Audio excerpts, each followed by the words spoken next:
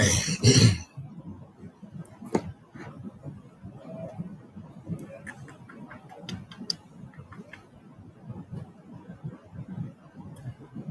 Where are we?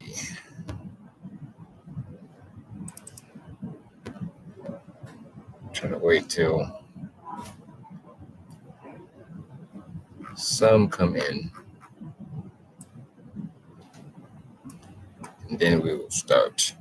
This won't be long. If you want to touch on a couple things.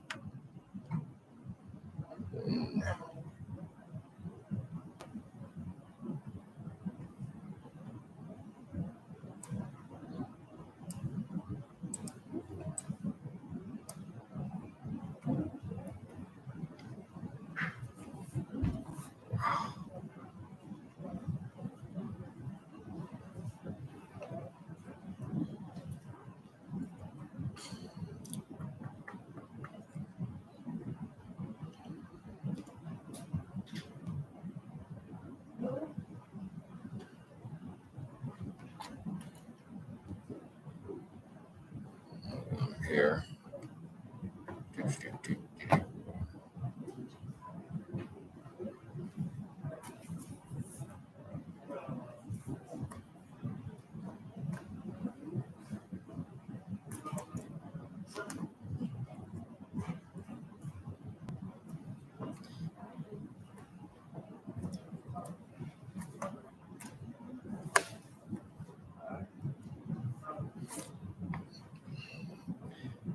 Probably get it just. I'm gonna start in 2 minutes. Um, just mainly for people that's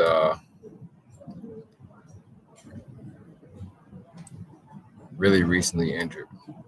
It's a lot of different stuff that I've been noticing going into hospitals. I'm starting to notice that they're not doing as much social work as they used to, per se. When I got injured, a social worker would come and get you set up with SSI, have you talk to the ADRC, go over your options with insurance, long-term care. It seems like none of this stuff is being done. So for those who are in the hospital, it's probably a good idea that you speak to your coworker about these things, simply by just requesting to speak to a social worker and then asking them, can they help you out with the process of signing up for either SSI or SSDI, which is Social Security Disability, and you qualify for Social Security Disability if you have a sufficient amount of work history. So that's basically meaning if you paid in to Social Security, but they'll be able to tell you that with they usually have a chart or a calculator, but it's fairly easy. If you have a nice amount of work history, then you go ahead and apply for SSDI.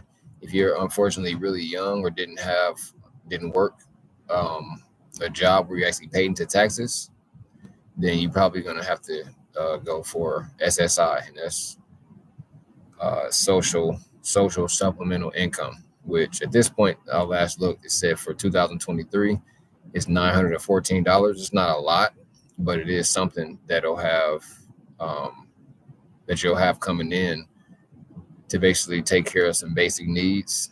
And with that, when the housing comes available, you'll have some sort of income so you can be able to pay rent.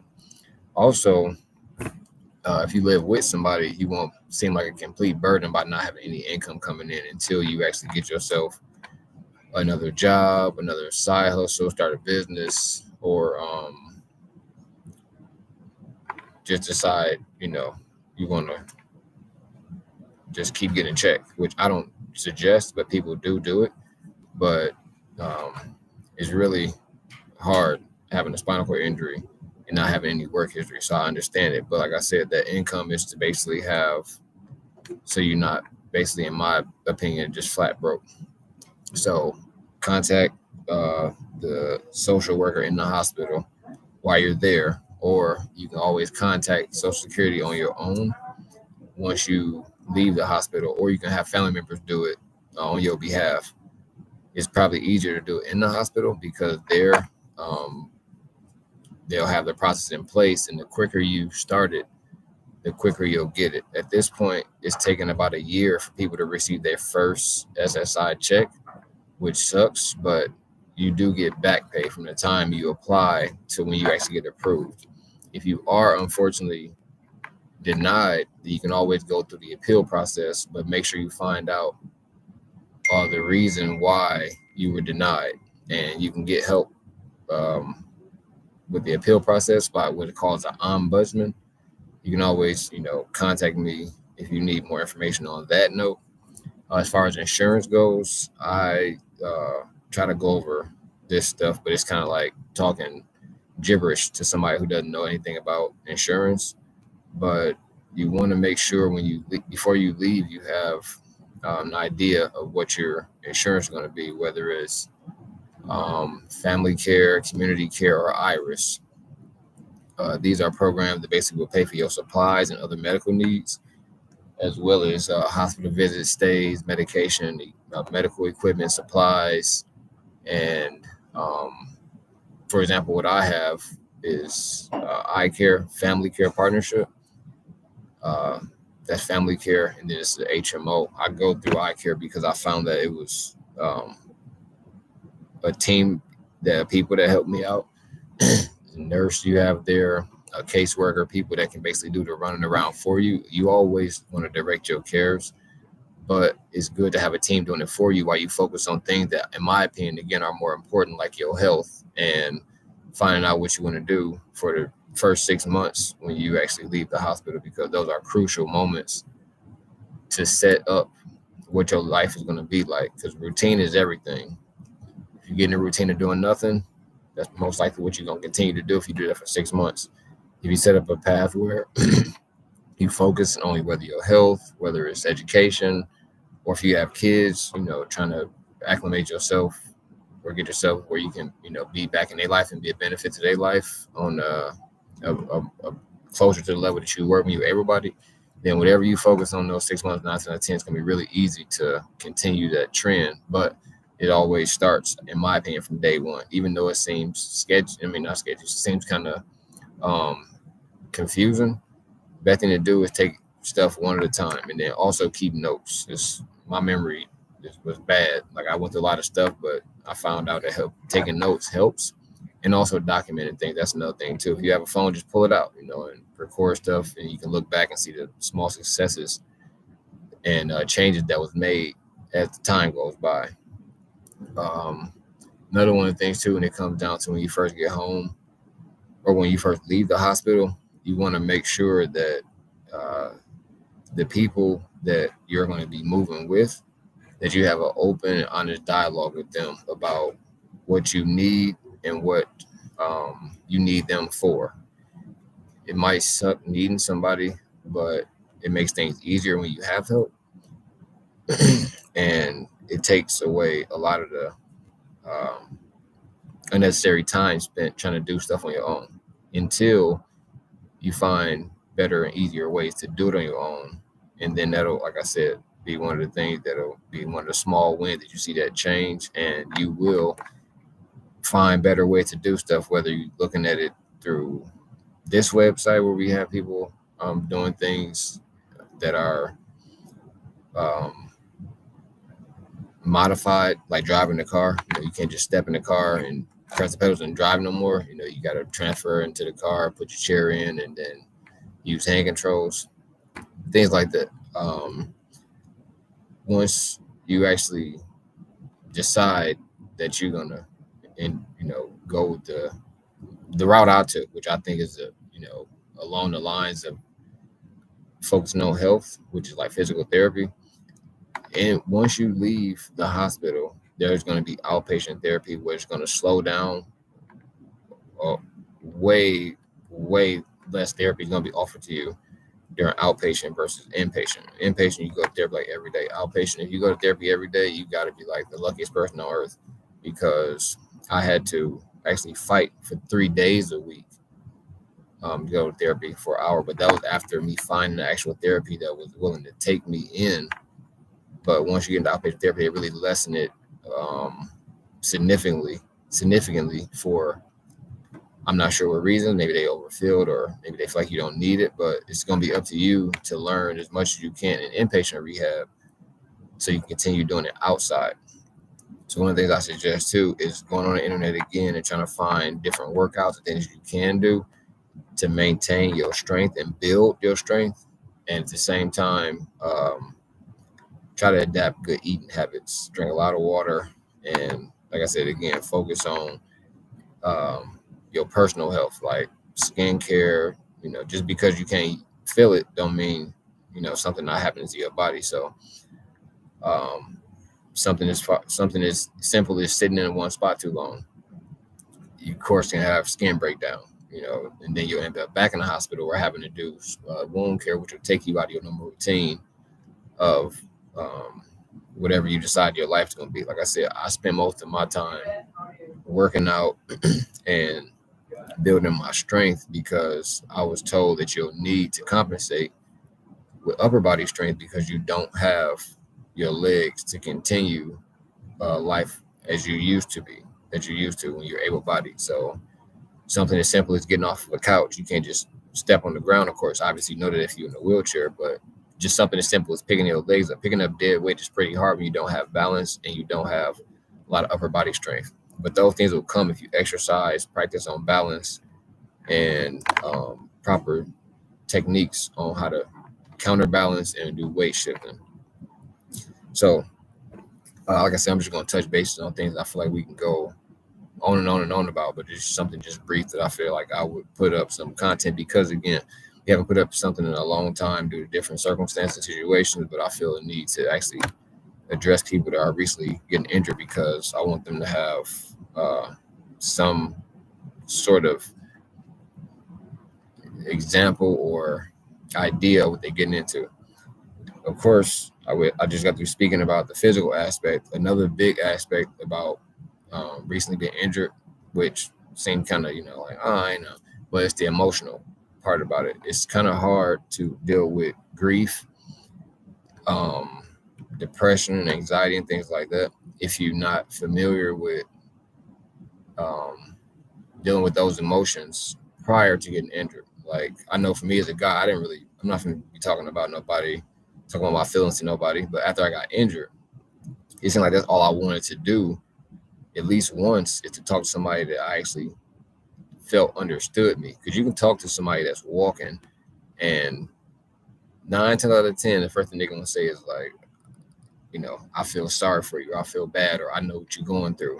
And you, as recently injured spinal cord patient or with a recent spinal cord injury, you thinking in your mind, no, you don't. There's nothing you can say to get across to them what it's like to not be able to move or feel, whether it's half or 2/3 of your body. And if you're a quad, that's the majority of your body. So it's kind of hard to, have a heart to heart per se, or try to get some type of coping mechanisms with somebody who has no clue on what you're going through.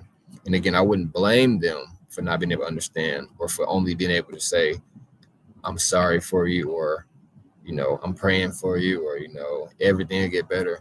But what would you say? Imagine if, you came across somebody with a significant illness or significant trauma to their life. What would you say? So that's again why I feel like having the ability to speak to people who are in a similar situation as somebody that you are, then you'll be able to bounce off ideas, feel listened to, feel heard, and actually, instead of just being able to just release all of those problems and those feelings that you have, you'll actually be able to get solutions and ways to cope with those things that you're feeling. Because again, you're gonna feel some type of way. I don't know one person that was like, I got injured and it was like, no big deal. I'm just keep on going on with life. Because it's not something you can expect to happen to you. But even if you have somebody that you know that's been around you or whatever, that may have some significant type of trauma or even a spinal cord injury altogether, then it's kind of like you still don't know what it's like until you actually live in that situation. You may have helped them every day, but you don't know what it's like to be in a situation until you're actually in it. So that's why I feel like this peer support comes in, because you get to bounce those feelings off of one another and also get a valid response on how to deal with it, cope with it, and move on. If not move on, at least be able to carry forward and not basically lose your shit. Simple. So um, that's the emotional and physical part about it. Now, the mental part about it is something tough too, where it's kind of difficult to wrap your mind around the new life you have, because your lack of ability to walk. It's going to affect a lot of things that you have going on in your life. One of the biggest things that's real simple that I, kind of reference all the time is it's going to be real different peeing. You go from standing up peeing over a toilet to now you got to calf yourself, or if you have a Foley catheter, or if you just literally have to wear Depends. And, that is really um, belittling. It's kind of, it make you feel less of a man. If you grown man or you 18 years old and you peeing on yourself, that shit is kind of, hard to take in mentally. Kind of make you feel less of a person, less of a man, feel down, feel like you don't belong, feel alone. But that type of stuff get better. There's so many options to incontinence, which is basically what that's called when you can't control your bladder. There's so many options to make you feel more in control.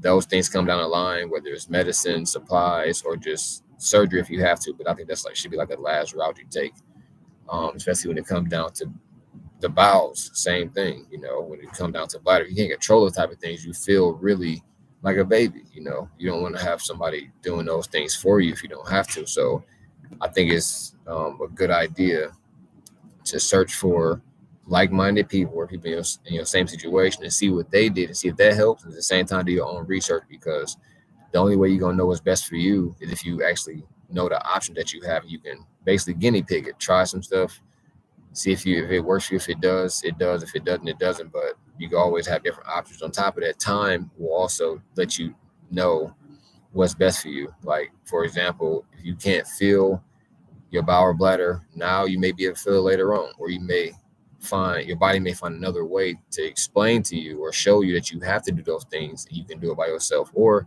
if you can't do it by yourself solely because you don't have the ability to, you may be able to get some type of medicine or surgery where you can be able to hold it longer, or be able to actually signal to somebody else that you do need these things taken care of, so you don't actually have an accident and end up having to do the whole cleanup thing. Another part that comes out, the mental part about it, is what you think people see of you, which in all actuality, it don't matter what nobody think about you. It's about how you feel. But I understand, just being realistic, it's kind of a barrier that most people have about what they feel people think about them. But you never really know what they think about you until you ask. Somebody, when I was first injured, people would look at me, and the first thing I thought in my head, they thinking, man, he look crazy. He must be retarded, or slow, or why is he in a wheelchair? But I found out after a while, people literally just didn't understand. They just had questions. What happened to you? That's like the most question I get. I mean, hands down, right away, for people like, do you mind telling me how you got in a wheelchair? Because I don't. I was the same way before I got in the wheelchair. I had ignorance about just wheelchairs, period. I thought either you had some type of cognitive disability where just, I always say retarded, but that's not really what people say anymore. But I thought you had like a cognitive issue, or you were just old. And so to see somebody that was 27, 26 years old, nothing looks out of place besides the wheelchair, you wonder, why is he in a wheelchair, So if people are just curious and they're not doing it to hurt your feelings, they're just doing it out of ignorance because they don't know that it's rude to just walk up to somebody like, why are you in a wheelchair, versus asking your name and maybe trying to find out other things about you, and that may come up or organically. But people just be nosy. So it's up to you to engage in that conversation or not. But the thing is, like I said, you are going to think people are looking at you different, because a lot of it, you internalizing it, or you basically just projecting what you feel about yourself. So the better you feel about yourself, the easier it's going to be to actually reacclimate yourself back into the public. Because a lot of people, if you were like me, didn't want to go outside in a wheelchair, whether it's because you feel vulnerable, you feel like you don't fit in, you feel like you don't look right, you could be scared. When I first got shot, I didn't want to go around anybody without having a gun, which of course nobody was wanting to give me a gun because they thought I was going to use it for suicide. When in all actuality, I wanted to because I felt protected if I had a gun on me because I can't run away or physically fight somebody like I would normally be able to. So those things also too, after being shot, you may experience PTSD where you got like loud sounds behind you, it startles you, um, scared to go in public, you kind of keep your head on a swivel all the time, scared to get in cars, just even scared to be in a wheelchair out in an uneven world. 'Cause when you're in the hospital, everything is flat. You can roll everywhere and everything is lower or softer cushion. When you get home, you got grass, you got sidewalk that's broken, uneven sidewalk to grass, you got little hills you got to go up, steps. Steps are terrible. Steps are like a prison, prison wall. But again, those things will affect your mentality when you go out. But again, time brings along a change. The more you accept that now is not forever, the easier it will be for you. You just got to focus on what you can do and what you strive to do, and then go forward. You got to basically put your best foot forward, even though you can't move your legs. It's a good saying still. So one of the things that I found was beneficial to me was go to support groups. Even though I felt the one I went to was pretty corny, I did see other people in wheelchairs that have moved on past the stage that I was at, and I got confidence from that by just speaking to them and realizing these just normal people. Like I'm not putting them on a pedestal. They just had more time to be in a wheelchair than I did, so that gave them the ability to uh, find more resources and figure out different ways that was make it easier for them to continue being more as more as independent as possible. So that's what a lot of things that I learned from the support groups. One of the biggest things too that I found going to a support group helped was my confidence, because when I went around them, it's like I knew that it was possible. Like you can watch YouTube like I did and see people that you don't know. You can hear doctors say, nurses say, you can do this, therapists say that you're doing good, it's a great job. Even though, you probably just leaning forward, they're like, oh yeah, you're doing a great job. You kind of look at that like, shut up, that's not good.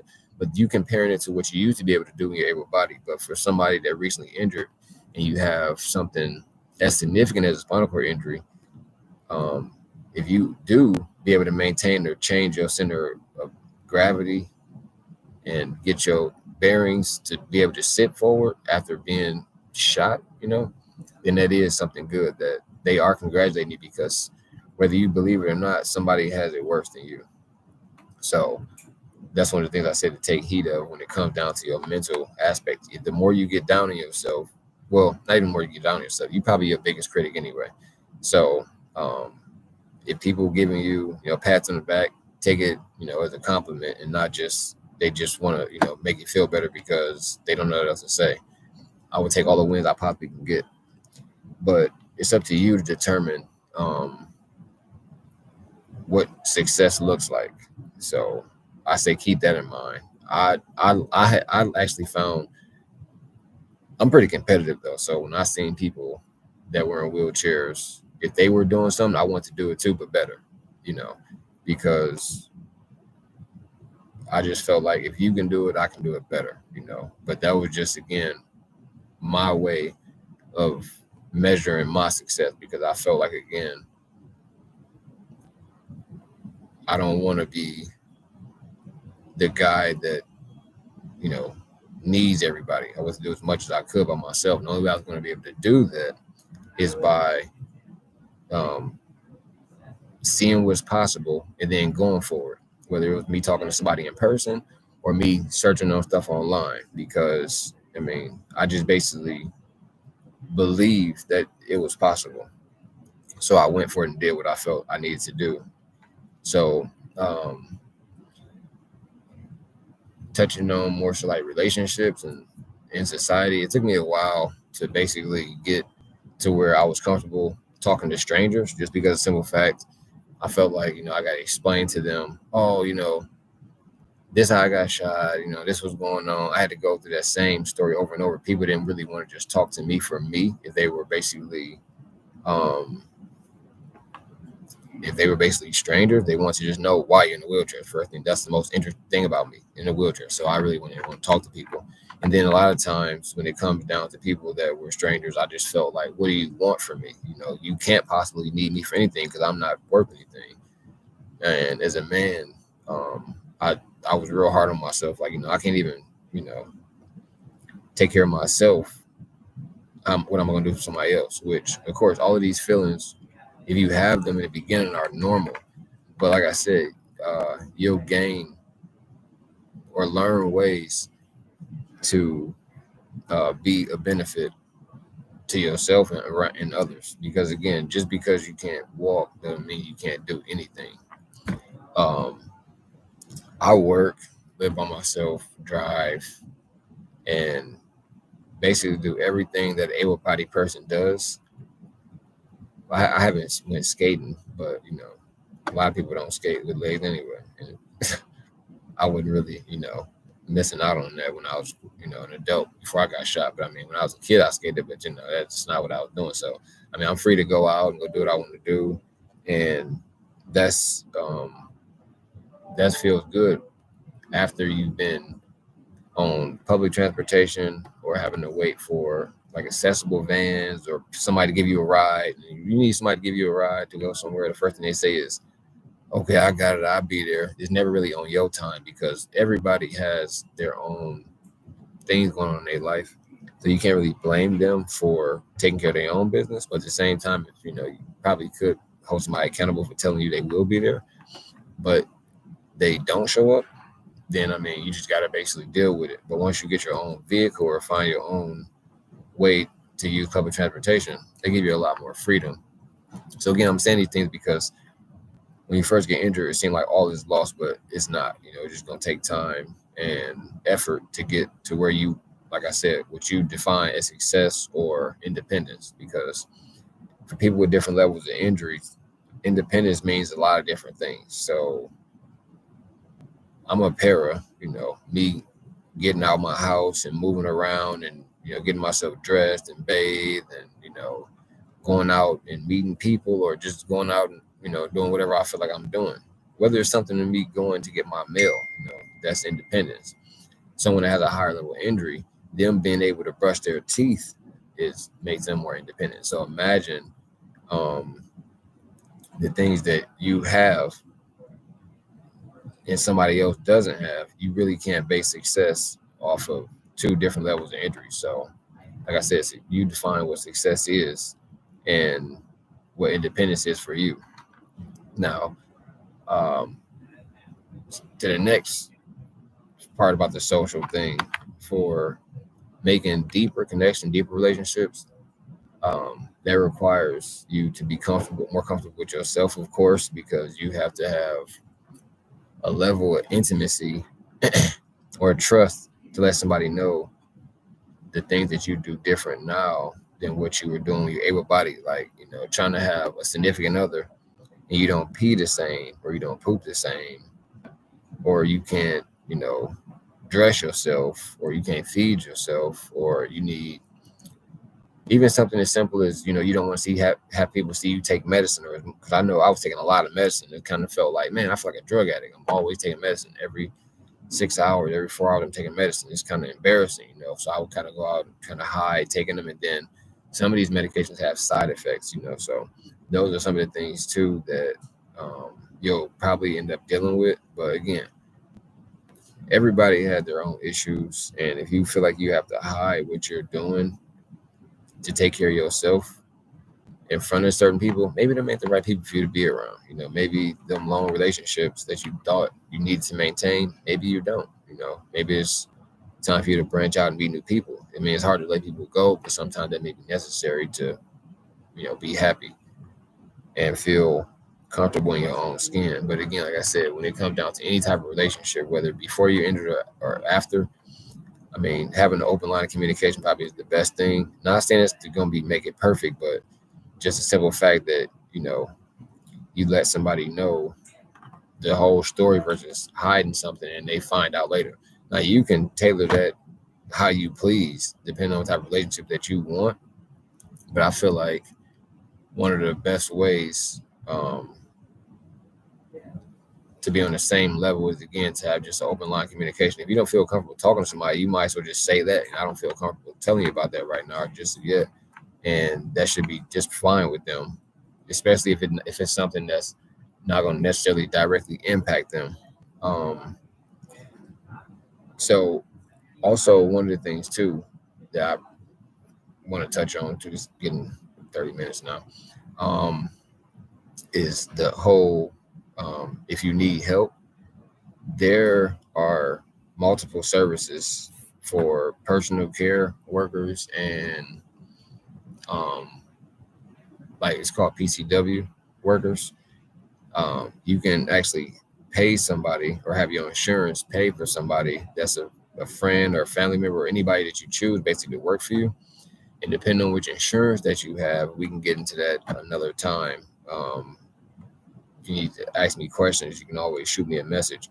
But the insurance will pay for a friend, a family member, whoever you choose to work for you, and they'll get a certain amount of hours per day, and they'll get paid by the hour basically. And you, depending on what insurance you have, you can set how much they get paid, or depending on which company you go through, they'll have a set rate that person gets paid. And if you need more information on that, you can always shoot me information. Got a lot of different resources, and some people actually can't find personal care workers.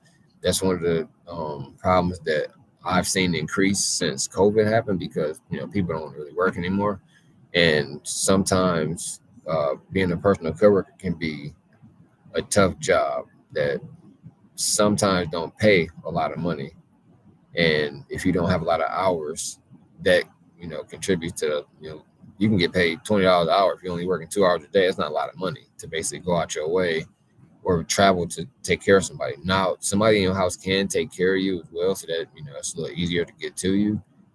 But for people that want to live on their own, you can have somebody that's outside your household help you out, and get paid to do so. I mean, for the smallest things like sweeping your floor, mopping your floor, doing the dishes, maintaining medical equipment, helping you calf, helping you do the bowel program, brushing your teeth, brushing your hair, anything that you may need that you can't do for yourself, they can get paid for, which the more support you need, the more hours that you get, of course, the more hours that they'll get paid. And like I said, depending on which insurance that you have, you'll be able to pay them a different amount, or depending on the company that you go to. One of the things that I think it would be a good idea to look for would be community resources. You can go to ADRC, that's the Asian and Disability Resource Center, and they'll be able to hook you up with a lot of different services. If you need help navigating that, I mean, you can always send me a message for that as well. Like, that's a whole nother topic to go through about the resources. I didn't have too much success doing it, but when I needed stuff that my insurance wouldn't pay for or that I couldn't afford, like mainly more therapy, I want to go do the clinical trials, and I started a GoFundMe. I mean, that's an option too. Write you a story. I feel like this. I feel like a better storyteller you are, and the bigger your circle of influence is, or whatever marketing strategies you use, will be beneficial to get to do fundraising, to get anything. You can even get grants for things that you may want, and I mean across the board. If you want to go on vacation, you can start a GoFundMe for that. I mean, I've run across many things that I thought people gave you money to do that, and they have.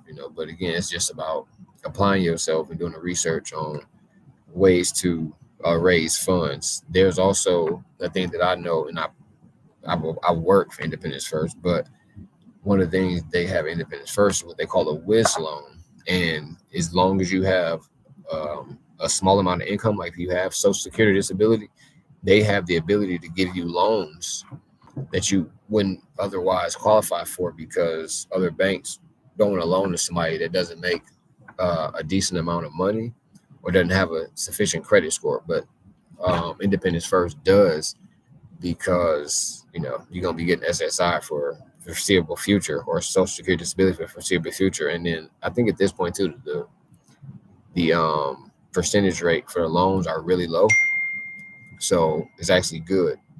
And you can get those loans for cars, different assistive technology devices. Like if you can't move your arms, they can get you assistive technology devices that you can control a screen, or things with your head movement, or things called like an iDot. You can control a mouse and a screen, so you can still reach out to the world through the internet. They have adaptive remote controls for TV, for games. It's a whole bunch of stuff. Even like the little hand clips, where if you have a deficit in your hand, it can help you brush your teeth, wash your face, do the bowel program, grab stuff, eat stuff. I mean, it got to be pretty hard to have somebody feeding you. But if you're able to use your arms and you can strap them around your hand, you can feed yourself. There you go. Now you don't have to have nobody feed you. You can chew as fast as you want or slow as you want, versus telling somebody, come feed me type of deal. When it comes down to, like, I know, for example, I come across people that have kids and they worry about how they're going to take care of their kids because they don't have any money or any resources. That's one of the things too. I feel like I have some ideas around that, which like I said, I'll address that on a person-to-person basis. If you have any type of questions, or feel like you need some guidance or some directions on how to, basically get some resources or some funds to do those things, that basically, because insurance not going to buy your kids clothes. That's not going to happen. You can't swing that, but there are grants in different ways to build up funds for those type of things. Now, you can think conventionally or out the box as long as you want, but like I said, I have some ideas that, again, I'll address that on a person-to-person basis, and you can try those methods and see what works for you. And if it does, then good. If it don't, then you try something, and you can basically take the good that you learn from it and go with it, and the bad, throw it away. Like I said, just another resource. When it comes down to, I think I should go back to health before I wrap this up. The diet is a big thing that I think I addressed in the beginning. I don't do it now. I'm not gonna lie. I mean, my diet sucks, but a good diet will help your guts. It'll help your body. Period. I mean, I'm quite sure plenty of people that told you throughout your life, you got to eat healthy to stay healthy and exercise. That becomes like the gravity of your health is multiplied by many once you get a spinal cord injury, because you may think, yeah, I didn't exercise. I ain't exercised in years, but you've been walking around. You've been running. For those people that are active, you used to run, skip, and slide, and bend down, get up off of couches, fall down when you playing, run to the car. Those small things are, you won't call them exercise, but because you're not doing that anymore, you sitting down, your body is, you're not using the muscle that you used to. So it's called muscle atrophy. You'll start losing muscles way faster than what you would if you were actually using them. And because you may not notice it in the beginning, you no longer are tapping your foot. When you're sitting down, you no longer feeling your foot fall asleep. So you move it or do a quick shift, or literally something small as you're not going to get up and get water. You're not going to get up and use the bathroom. You're not standing up. You're not going to turn the light off. You're not reaching up. A lot of stuff you're not doing anymore. So you have to compensate for those things you're not doing by trying to be as active as possible, which, again, I think floor activities and stretching in the morning and at night does wonders. From sitting down all day long, you can imagine if you're sitting down, your back is up against the backrest of the wheelchair, and your legs are forward, and then of course your foot and your shin is going down. So you're constantly in this position all the time. These muscles here that stretch your leg out, these muscles will get shorter if you don't counteract that by straightening your leg out a lot or laying down. And these muscles here, this is where your stomach connects to your quads, like your thighs. If this muscle gets too short, then you no longer will be able to lay down flat in bed. So the best thing I found to counteract that is to lay on your stomach, or when you do get into bed, lay flat on your back, because if those muscles get shorter, it's going to stop you from doing the simplest things, which is simply like laying down flat. Or if you are sexually active, it's going to be hard to have sex if you can't bend your damn knees, or straighten your legs out. It makes it harder to drive. It makes it harder to do any type of therapy. But like I said, what you don't use, you lose. So like I said, if you want to, we can dive into the health part way more. But like I said, with food, it matters what you put in your body. You can realize that because you're not moving around like I went to before, your GI tract, your stomach is not going to move and digest food the same. And it'll tend to slow down, and you'll find maybe you constipate it way more, harder to pass gas, so you'll feel bloated. These things are going to happen again because, like I said, because of the lack of movement and the muscle that you have there. But it's compounded with a bad diet. So, trying to eat healthy is more expensive, but in the end, from what I experienced, it's actually worth it, just because of the simple fact, the health problem that you have afterward is longer than just spending some money, or trying to basically stay away from food that are unhealthy for you.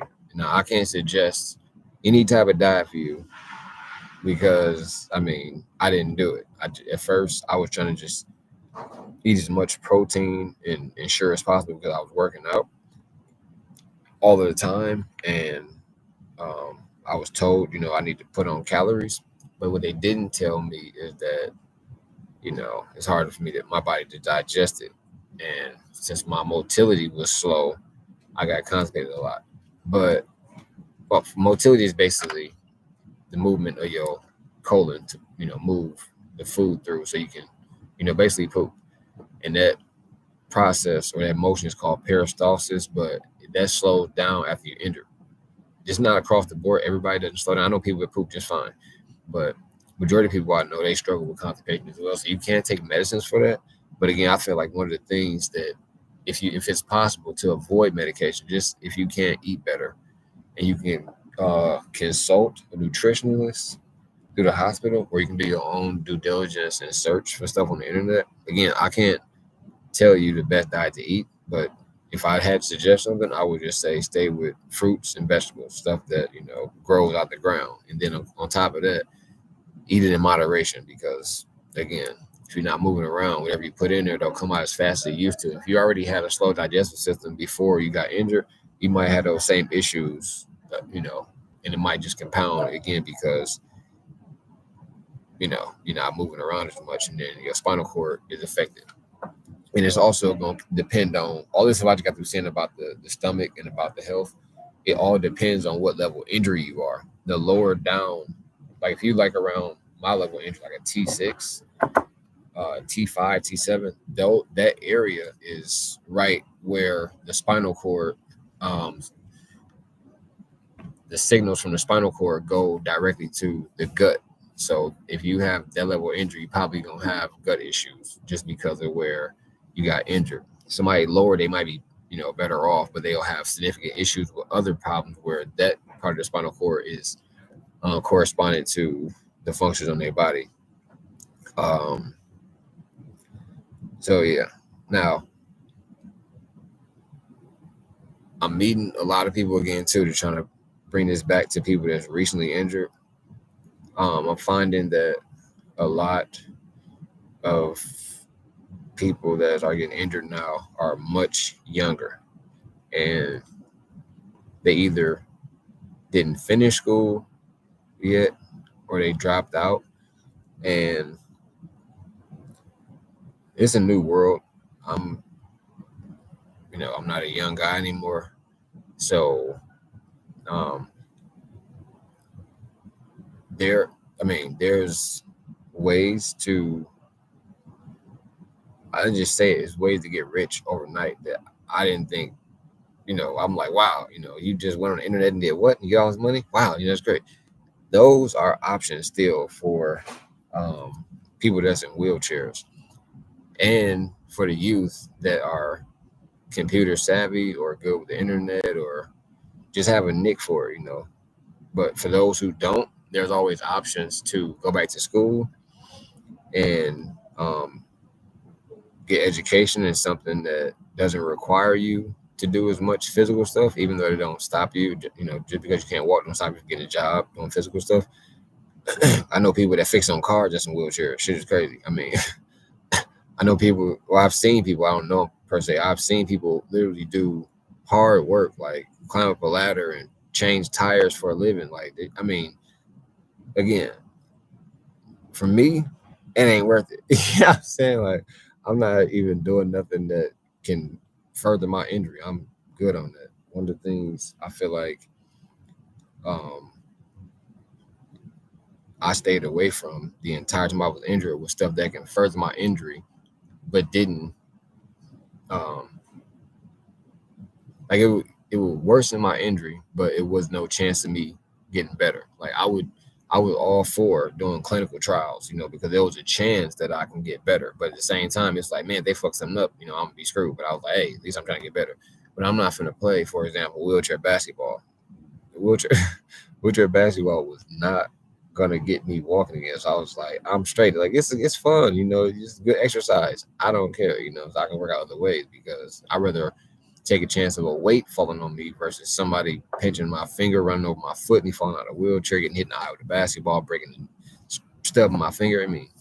If you recently in the wheelchair, you know that if something happened to your finger or your arm or your wrist, or even if you just recently got injured, got some damage to one arm, you only got one arm and no legs. Come on, man.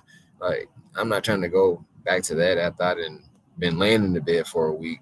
Finally got the strength to sit up on the bed and then push a wheelchair, and now I can transfer, now I can drive, and all of a sudden I didn't broke my damn thumb and I can't do nothing now because I got a broke thumb because of basketball. That wasn't up my alley. But in any case, y'all do y'all. I'm just trying to say the point is that there's things out there that you can do in a wheelchair to make you money. Like, so going back to school, going to like like getting your GED and going to like get like a skill trade. I know people are computer savvy. You can do a lot of stuff on the computer and make a whole lot of money, more than you could if you were doing some type of physical job. The sky's the limit. I feel like as long as you figure out what you want to do, what you're passionate about, and then search for people that's in that industry or on the internet, or again, if you need help with career development, you can always again contact me that way because we have options here to help people out to basically uh, find out what your strengths and your weaknesses are, and then at that point you decide what you want to do. Because again, it's not like we tell you what to do. We just hear what you want to do and help you out on your path there. So we don't do any more work. We don't put in any more work than you put in, and neither will I. On a personal note, I'll show you where the water is, but I ain't gonna force you to drink it. I can give you all the resources in the world. If you're not gonna use them, then you kind of wasting both our time, mainly yours. But I just think what you put in is what you're gonna get out, and that's just a hard message coming from somebody else in the wheelchair. It just is what it is. So for like I said, the younger people that seem like or feel like there's no where to go, it is, but it's just gonna take hard work and some dedication. Which, if you're used to it, fine. If you're not, you got time, because I look at it as I don't care how old you are, the day you get injured is like a rebirth. So I would take that as today is the first day of my new life. So all of the things that I used to know, that shit can go out the window because you got to address it in a different way. All the people you used to know, that shit can go out the window because a lot of people will look at you different, treat you different. Some may treat you the same, um, and that would be great. But from my experience, a lot of the people that I dealt with before I got injured, they're gone. I mean, a lot of them, and that's fine. But you deal with it accordingly at the time. But I wouldn't again hold it against anybody because the simple fact that everybody's dealing with their own thing. Like one of the things I heard a lot of was, I didn't want to see you like that. It's like, at that point in time, I'm like, yeah, but I want to see you, but taking into consideration that um you don't know what they viewed you as or how they viewed you. You don't really know what they're going through, and whether it's a valid reason or not, it's one of the things that you just have to take into stride. And maybe the relationship was supposed to turn out this way, or maybe it might just be a bump in the road. But um like I said, it's a different situation for everybody. But again, I just feel like the first things first, whether it's people that stick around or people that leave, you should probably focus on your mental health first. Make sure that you're comfortable with self, and you can do that again by building confidence, by becoming more independent, finding getting back to your happy space, whatever that may be. It may seem like it's like not going to ever come or might not be possible, but through doing research and trying new things, um, basically grabbing your life, you're taking control of your life again. No matter what your level of injury is, you can always change your perspective and enjoy things that you may not thought would be in your future. But we changing our future every day. It's always in your hands to adapt and put what you feel. Like I said, it's up to you individually to have your idea of where you want to be and what makes you happy. And nobody should be able to take that from you. And you shouldn't allow anybody else to take that from you. Because again, like I said, you have to live with your mistakes and what you do. So why allow somebody else to be in control of it?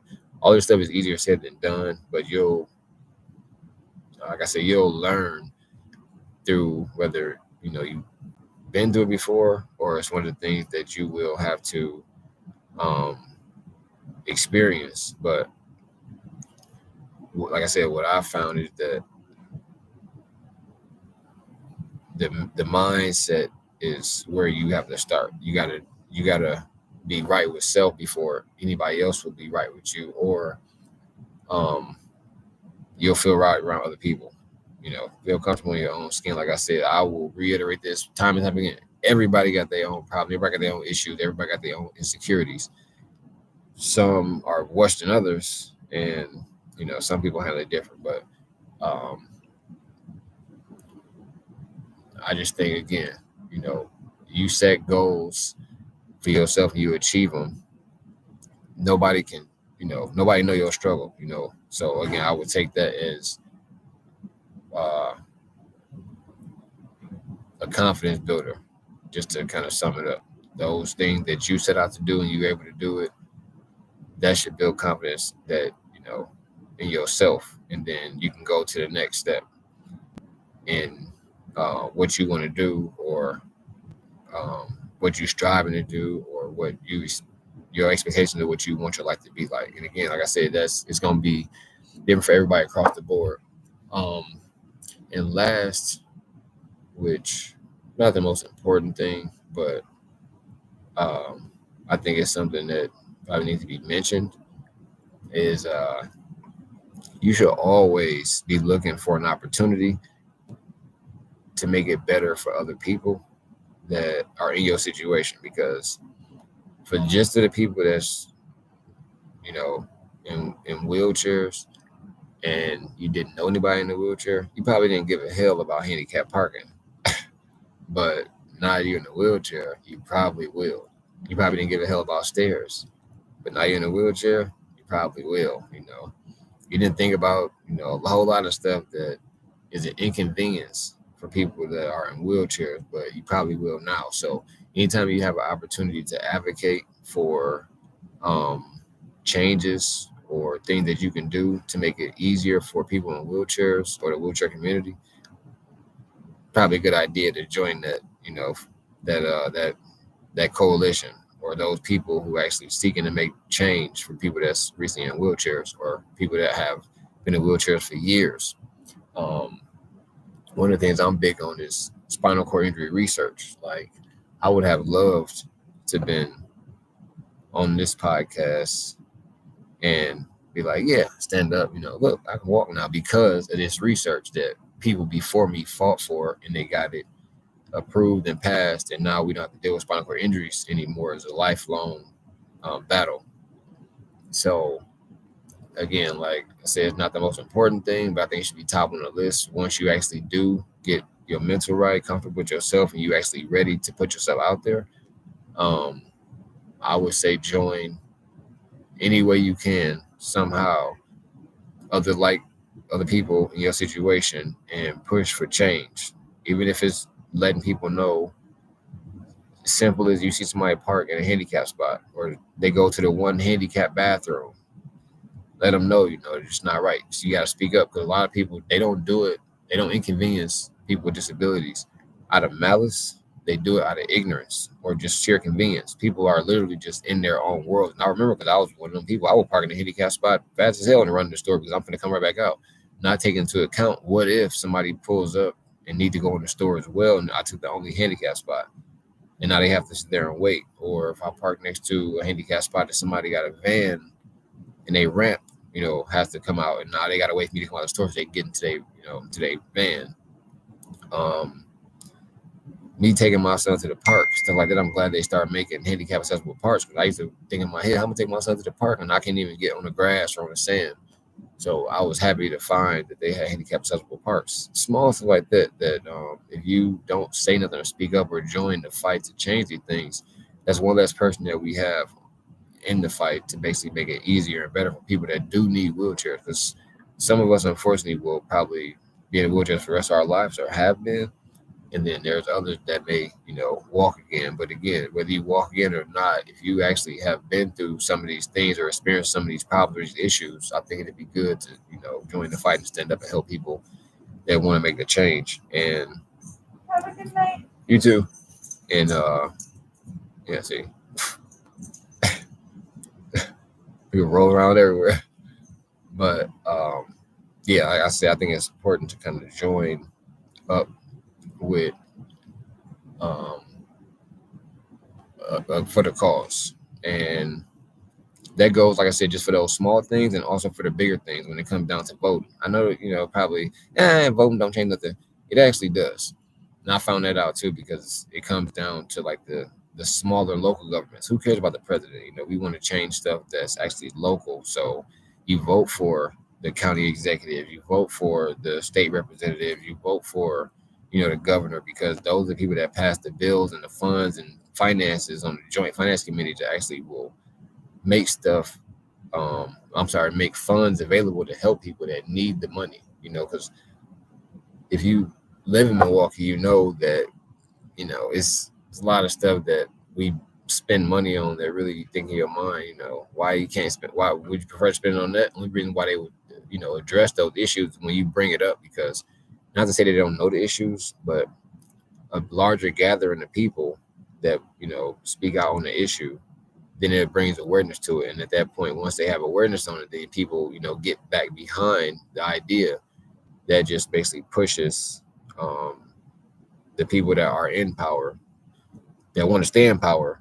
You got to satisfy your community. And just imagine a group of 50 people, they just say 20 people, 10 people. You ever had 10 people in your house? Imagine if it was 10 people in wheelchairs. Which one looks bigger? So again, you can advocate for change. That's one of the things I think you should do. And a good way to do that, again, is the corny comment, share this video, this podcast, and, we can all chip in and do our part. But I'm gonna go now. It's just coming up on an hour, and like I said, any other question that you may have, always shoot me a message, and I'll be around. So, till next time.